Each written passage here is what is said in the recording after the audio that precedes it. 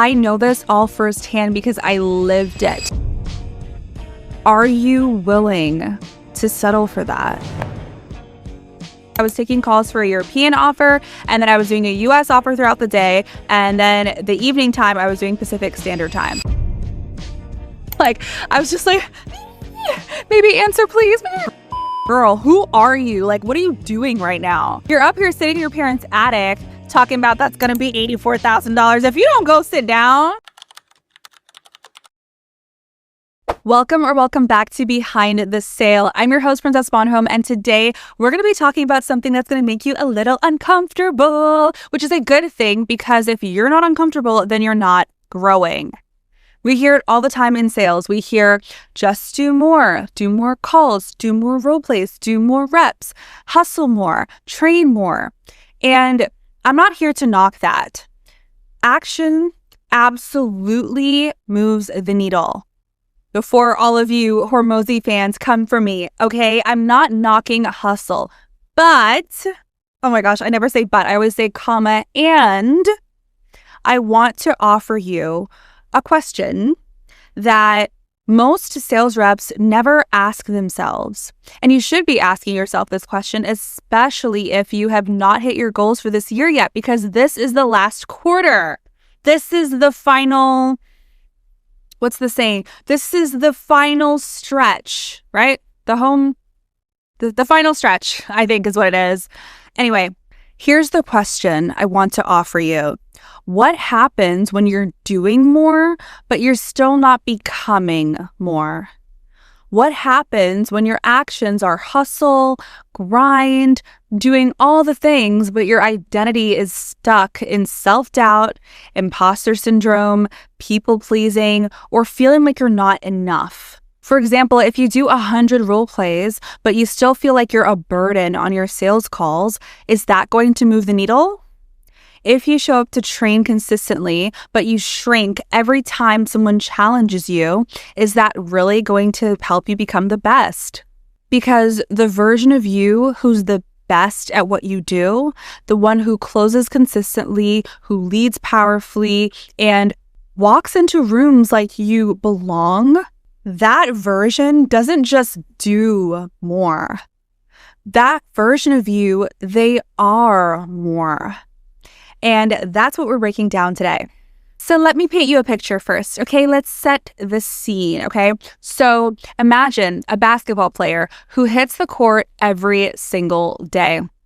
He's showing up, he's getting reps in, he's doing the drills, he's putting in the work, and on paper, he's doing everything right.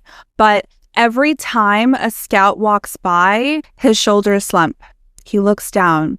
He doubts himself and second guesses his shot. Is that scout going to recruit him?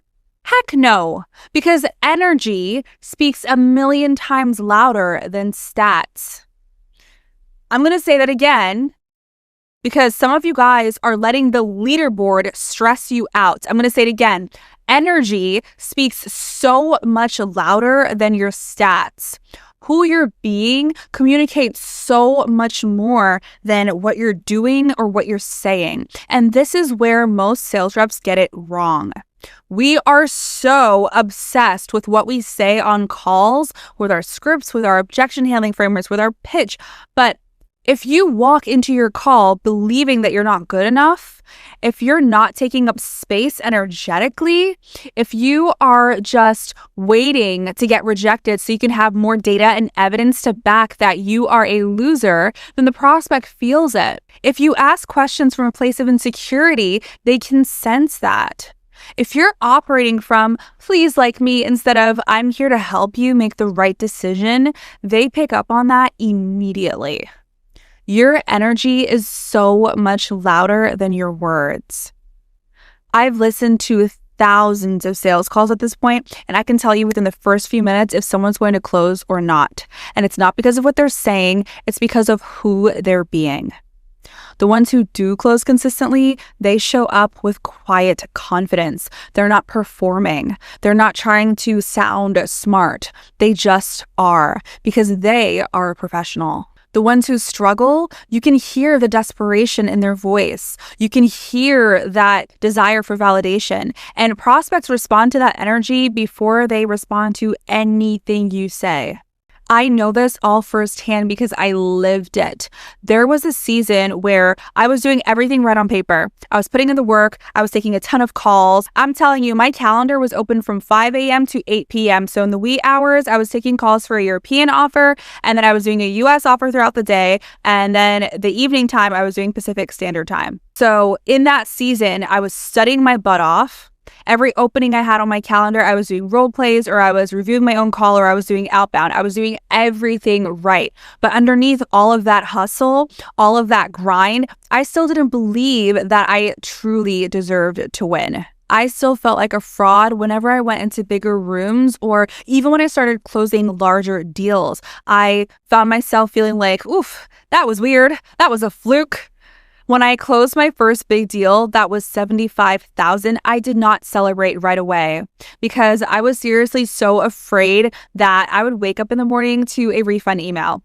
Those of you who followed me back in the OG days when I was tracking my journey on Facebook, I literally posted, I think I just closed this $75,000 deal, but I'm not going to celebrate it because I am terrified they're going to refund. I couldn't sleep that night because I seriously thought they were going to refund.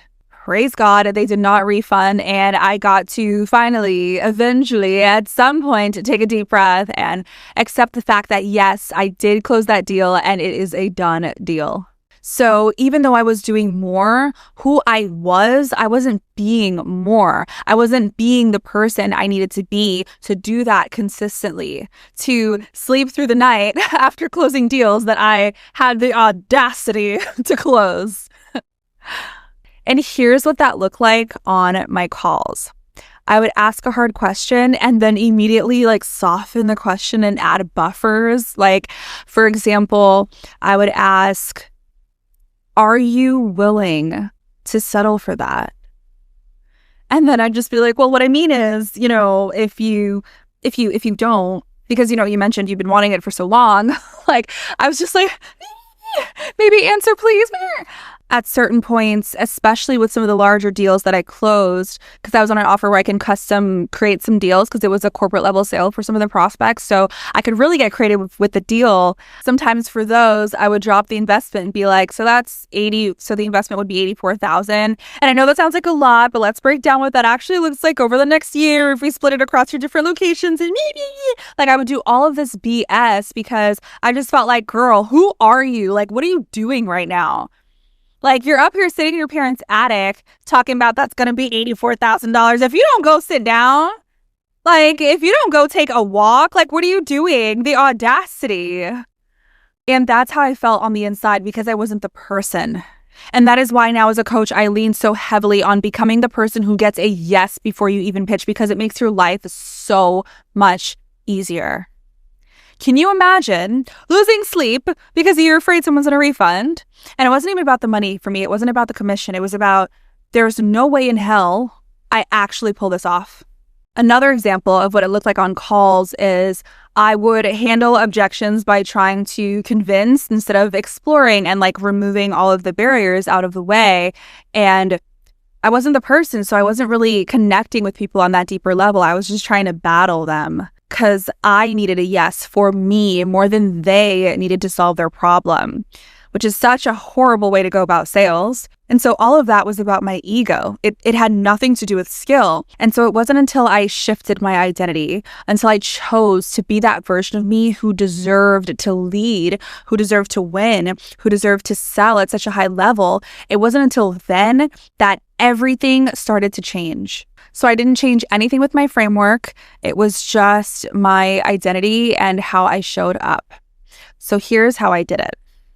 I started acting like the person I wanted to become before I even felt like I was that person. So I asked the tough questions without backtracking, even when my voice was shaking and I was sweating. I'm talking you could see the sweat through my shirt. It was so gross. I remember in the wintertime, when I was going through this in New York, I would turn off the heat because I knew that I would get so hot and sweaty on my calls from nerves that I would just sit there and shiver through discovery and shiver through the whole call, because I felt like that was better than having heaps and heaps of sweat under my armpit.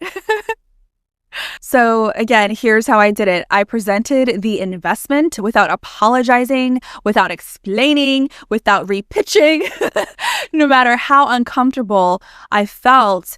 And it was such a juicy time because I was doing that offer where I could custom create different offers, different price points. And I was also selling another offer that had a $15K and a $30K price point. And at that point, I was really nervous pitching the $30K as well. Isn't that so crazy how sometimes we could get so nervous pitching a different price point because you're not the person yet. You can't even hold that possibility that you can hold someone at that higher price point. Because at the end of the day, sales is sales, right? Whether you're selling a 2K product or a 30K product or a 70K product, right? Because you're just attracting people who can afford those different price points, right? Sales is sales is sales. So something else I started doing was setting boundaries with prospects even when I was afraid that they would walk away.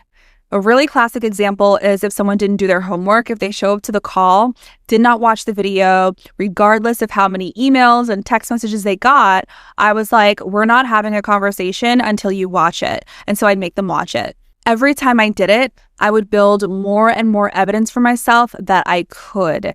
And that is how you shift your identity. Your own identity through action, not through thinking about it or hoping that one day you'll wake up and feel different. It doesn't happen overnight. It takes work. And this work is so much more impactful than just doing more reps, okay? I said what I said.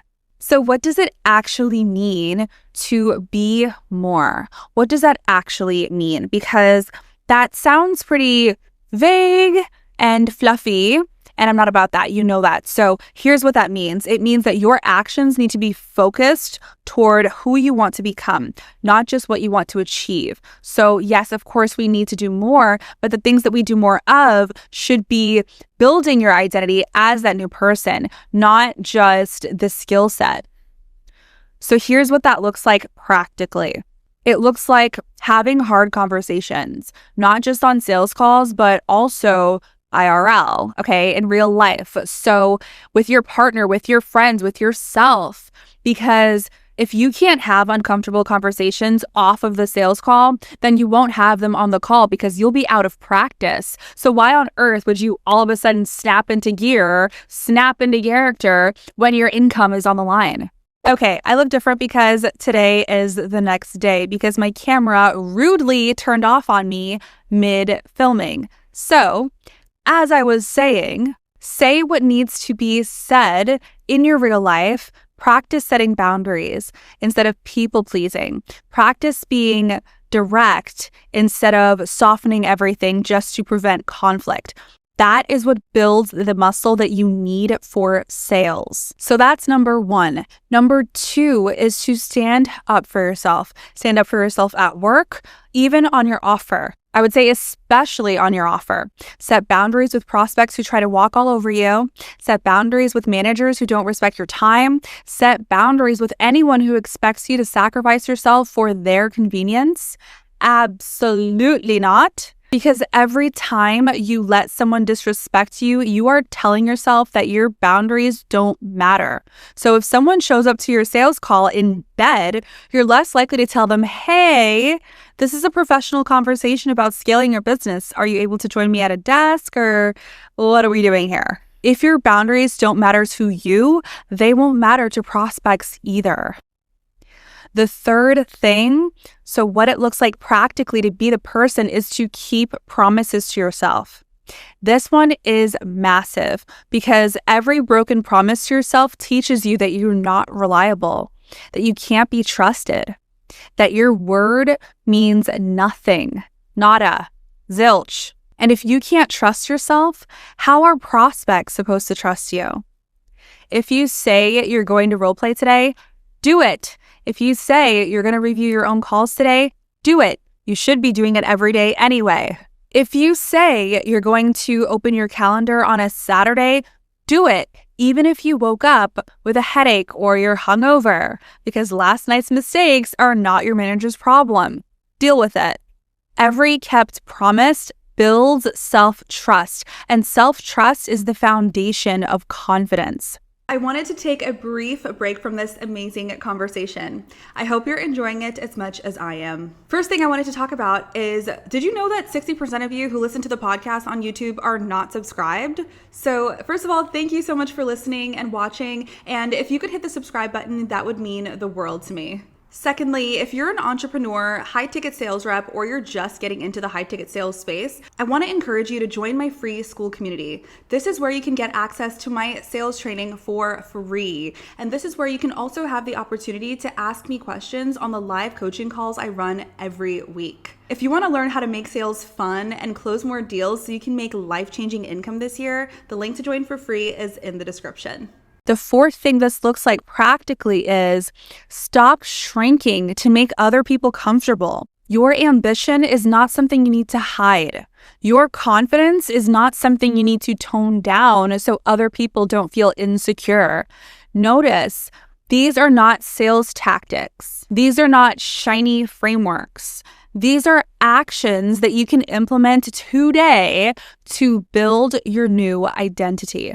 Because who you are off the call determines how you show up on your calls.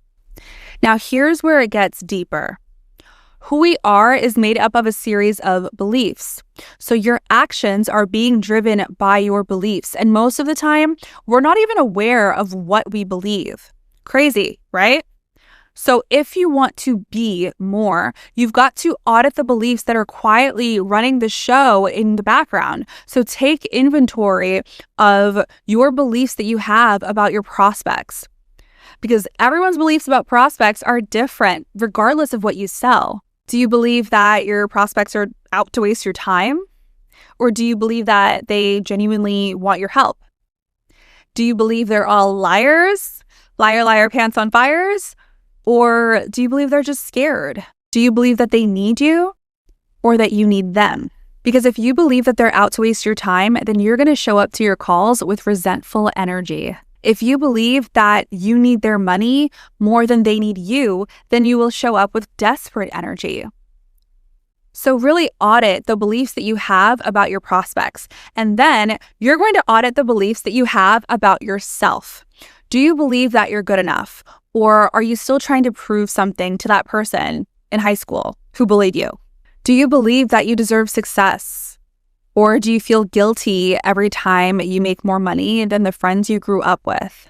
Do you believe that you're a burden on your calls? Or do you believe that you're a guide who's here to lead and serve the prospect? Because if you believe you're a burden, you'll start apologizing for asking hard questions. Ask me how I know.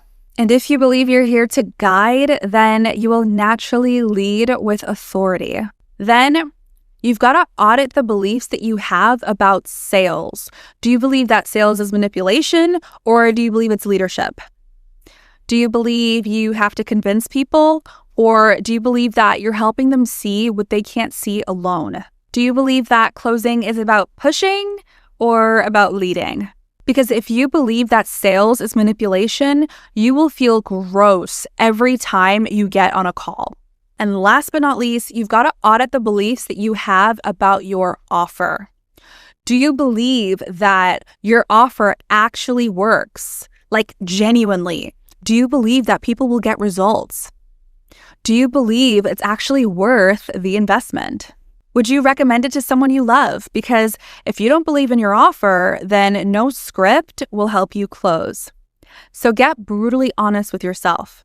Write down your actual beliefs that you have about yourself, about your prospects, about sales, and about your offer. Because if you believe you're not good enough, then there's no amount of role-playing in the world that will fix that. If you believe prospects are out to waste your time, then there's no script on the planet that will help you connect with them. If you believe that your offer is a load of garbage, then there's no objection handling framework that will help you close. So here is the bottom line.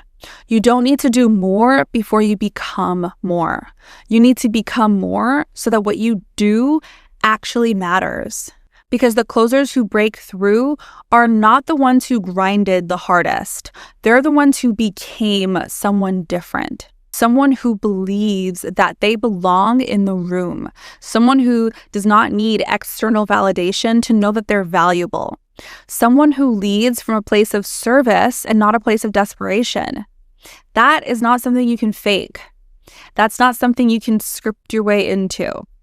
That, my friends, is identity work.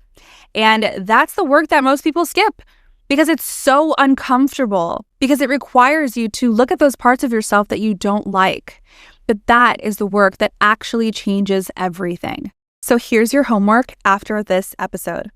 Audit your beliefs about sales, prospects, and your offer. And identify an action that you're going to take for the next 30 days, okay? Not a sales tactic, but an action that's helping you step into your new identity. It could be having hard conversations.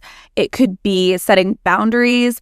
It could be just keeping promises to yourself every day and act like the person you want to become, even when you don't feel like it. Because feelings follow action, not the other way around. And if you're serious about this work, jump into my free community where we hold each other accountable because we're all doing the hard work together. Because you can't do this alone. You need people around you who are also becoming more instead of just doing more. If you made it all the way to the end, you are a real one. Thanks so much for listening. It would mean the absolute world to me if you can leave a like or even drop a comment below because it goes a very long way in helping other people find the podcast. That's all I've got for you today. Have an amazing rest of your day. I look forward to reading and responding to all of your comments, and I will see you in the next one.